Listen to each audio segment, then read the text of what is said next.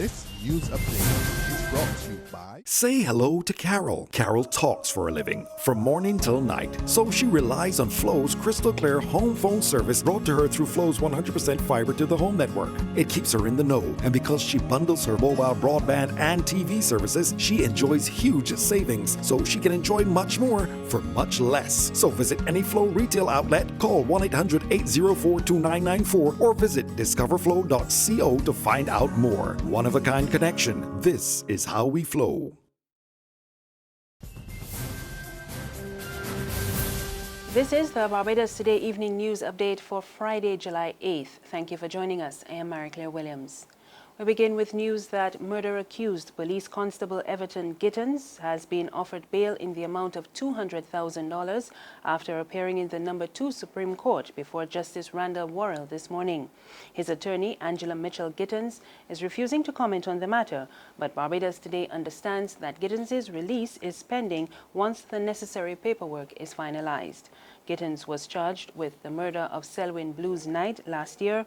He was also charged with wounding Knight's son, Junior Knight, with intent to maim, disfigure, or disable him, as well as recklessly engaging in conduct which placed Junior Knight in danger of death or serious bodily harm on the same date. The latest development comes amid a firestorm created earlier this week by Attorney General Adriel Brathwaite, who criticized the continued incarceration of Gittens, while the notorious Andre Lord Evil Jackman has been granted bail. Knight's relatives have said that they are both shocked and upset by the developments. St. James resident Raphael Erlmer Jordan is to reappear in court on July 21st, that is, to answer to several drugs charges. He arrived on a flight from Jamaica on Monday and was searched by customs when 23 packages of cannabis weighing 7 kilograms were discovered hidden among articles of clothing in his suitcase. Jordan is charged with possession of cannabis, possession with intent to supply, trafficking, and importation. He appeared before the District C Magistrates Court on Tuesday and pleaded not guilty to the charges. He was granted bail in the sum of $15,000 with two sureties to reappear in the District B Magistrates Court on July 21st. Residents and businesses in the areas of Spring Garden Highway, Blackrock and Brighton experienced a power outage this afternoon after a large tree fell, breaking a utility pole. A statement from the Barbados Light and Power Company said a number of crew members were on site working to replace the broken pole and the transmission wires in order to restore electricity services. The fallen tree caused the backup of traffic along the highway, as the fallen wires made it difficult for tall vehicles to travel along the affected area.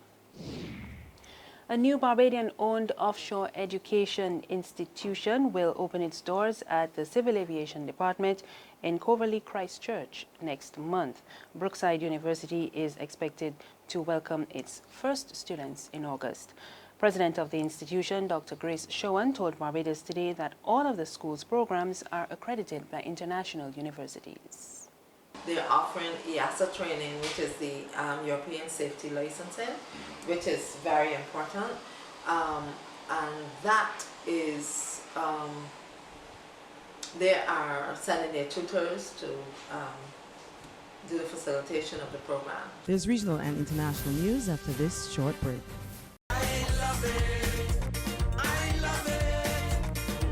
Hey, I'm Red Plastic Bag, mentor of the Barbados Today Crop Over Champion competition. What I like about this competition is the fact that it gives you, the public, a voice in 3 major competitions for crop over: Pickety Crop, Junior Monarch, and Soca Royale. Go to Barbados Today's Facebook page, click on the tab for the competition you want to vote for, then hit vote on your favorite video. It's as simple as that. I love it. I love it. I love it.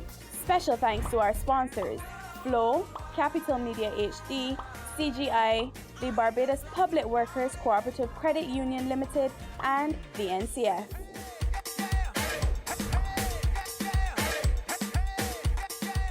Secure your future, be financially strong. Since 1983, we have been there for you. A smart range of products, great tax benefits.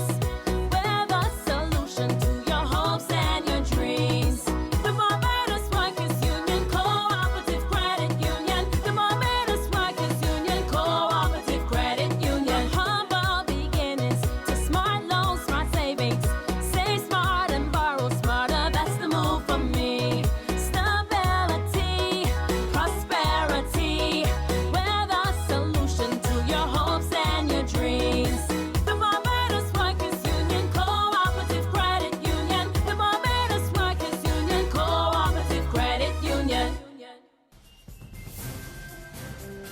In news from the region, Trinidad and Tobago's Prime Minister Keith Rowley says Caribbean people must be educated on the meaning of freedom of movement.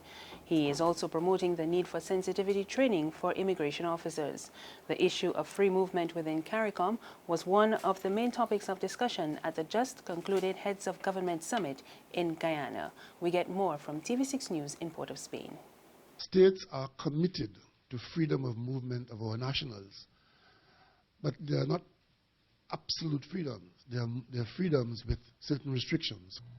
A weighty caveat to the CARICOM ideal on travel within the region. Prime Minister Rowley returned from a meeting of CARICOM leaders in Guyana, where the revised Treaty of Chaguaramas' principle of free movement was a major part of discussions. In March, tensions flared between Trinidad and Tobago and Jamaica after a group of Jamaicans was denied entry at Piarco International Airport. The Prime Minister says the treaty did not erase sovereign borders and immigration officers must be allowed to protect them. You may be asked, because not every person is asked, you may be asked to demonstrate your ability to sustain yourself. That is a requirement. It's not a right to enter this country empty-handed and don't know where you're going to go. We have enough vagrants in Trinidad and Tobago. But he reiterates his belief that Jamaicans are not specifically targeted by TNT's immigration officers. He points out that Trinis are also denied entry in other parts of CARICOM. The CCJ rulings say when a CARICOM national is barred entry, there must be grounds for that decision. The Prime Minister says regional leaders agreed to work harder at providing clear reasons for denial and communicating with the home countries of travelers who are turned away. And finally, the police chief in Dallas, David Brown, says the shooting attack that left 5 police officers dead was well planned. Last night's shooting came amid protests against the killing of black men by white police officers. Speaking at an interfaith prayer vigil earlier today, Brown called the shooting of officers a well-thought-out evil tragedy, and he said his force will not rest until everyone involved is brought to justice. And the BBC has been reporting on the current mood in the United States. Justice! No peace! No justice! No This week America celebrated its national birthday, July the 4th. But what seems to be uniting this country right now is not an idea, an aspiration, a dream, but rather feelings of anger, grievance, injustice. St. Paul, Minnesota started as a focal point last night for vigils and demonstrations which unfolded in New York, Washington, Dallas. No words can express the way that we feel. And here the main speaker was the mother of Philando Castile, the school cafeteria worker shot dead by a policeman. It was my son today, but it could be yours tomorrow, or yours the next day, or your grandmother, or your mother. This has to cease. This has to stop right now. Shut it down! Shut it down! 50 years after the landmark civil rights reforms of the 1960s, many African Americans still feel they are second-class citizens. It's fueled the Black Lives Matter campaign. Why in 2016 we're still talking about I'm a man? Listen! Just like back in the 50s, 40s, 60s. Why do we have to keep saying we're human? And that report takes us to the end of the news this evening. Remember, you can get more on our website, www.barbadostoday.bb. You can also subscribe to our e-paper, email updates, and like us on Facebook. We're on Izumi Media in bus terminals and Screenplay at supermarkets and gas stations near you. You can also tune into Channel 99 on Flow TV or Mix 96.9 FM for more news. I am Mary Claire Williams. Good evening.